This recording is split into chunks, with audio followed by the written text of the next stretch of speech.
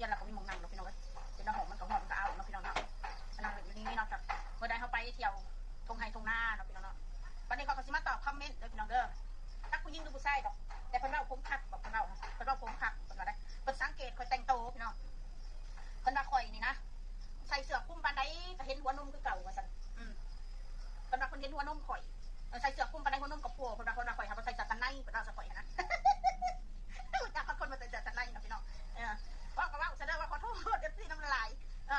ผมมันมีหัวนมเด้อพี่น้องเด้อข่อยเป็นหัวข้ามบ่มีบ่มันจะมีอยู่น้อยนึงว่าน่าเกลียดเราบ่อยากว่าเพื่อนของจะคลองนะพี่น้อง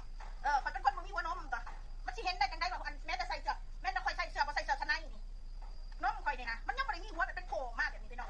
ว่าก็ว่าซะเด้อคนจะว่าให้ฟังซะเด้อเรื่องอันภายในจะคลองกันว่าให้หมู่ฟังจะมันเบิดคอนเทนต์ค่ะมันบ่ได้เบิดคอนเทนต์กับพี่น้องว่าให้ฟังซื่อๆเขาเลยว่าเนาะขนาดเขาบ่ใส่เนาะมื้อหน้าเด้อขอสิลองไปบ่ใส่เสื้อกันในเนาะมึงเด้อสิเจ้าสิเห็นหัวนมข่อยมันบ่หมายถึงว่าเฮาบ่มีหัวนมมีเฉพาะมีน้อยนึงหัวนมมาหน้าเราไปดูดนมข่อยพี่น้องนะข่อยเป็นคนบ่มีหัวนมข่อยน่ะแต่ได้มาตั้งแต่เป็นสาวเป็นเท่าเดียวนี้บ่ให้ฟังซะรักษาอันโตแน่ให้เกียรติ FC คนเบิ่งแน่อุ้ยสิให้เกียรติ FC คนเบิ่งใส่เสื้อกันในเขาโซ่นมเป็นเต้าบักอย่างนี้น่ะพี่จ้ะบางคนบอกว่านมโผล่เขาจะไม่เห็นสนใจ FC เขาไม่ได้สนใจคนไหน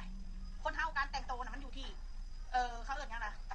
ข่อยนี่ถือว่าเป็นคนที่แบบข่อยแต่งตัวนี่ข่อยเป็นคนที่แบบมักแต่งตัวเรียบร้อยอยู่แล้วข่อยเป็นคนมักแต่งตัวโป๊ะพี่น้องบ่แม่นว่าบ่มักได้คนเราแต่งตัวโป๊ะๆน่ะมันน่าเกลียดเอาซั่นสิเฮาต้องเบิ่งสารรูปร่างเท่านั้นมันคือข่อยนี่มันแต่ได้มาแม่นข่อยจ้อยเขาก็บ่ได้แต่งตัวโป๊ะน้อยนะข่อยจังสิใส่เสื้อไซส์เดียวหรือข่อยสิใส่เสื้อก็อกบ่ค่อยมีดอกออกสื่อนะพี่น้อง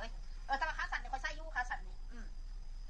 แต่ว่าเสื้ออันใช่ข่อยใส่แบบวาดวิวน่ะข่อยบ่ใส่เพราะว่าข่อยมันก็บ่ได้มีแป้วมีแมงบ่ได้มีหยังดอกแต่เฮาอายเพราะว่าเฮามีความรู้สึกว่าเฮาบ่เคยแต่งตัวแบบนั้นนะพี่น้องก็เลยเป็นเกิดความอายก็เลยบ่อยากแต่งตัวโป๊เรื่องคนที่เขาแต่งซัมนี่เด้ออีเสียเสร็จเขาหุ่น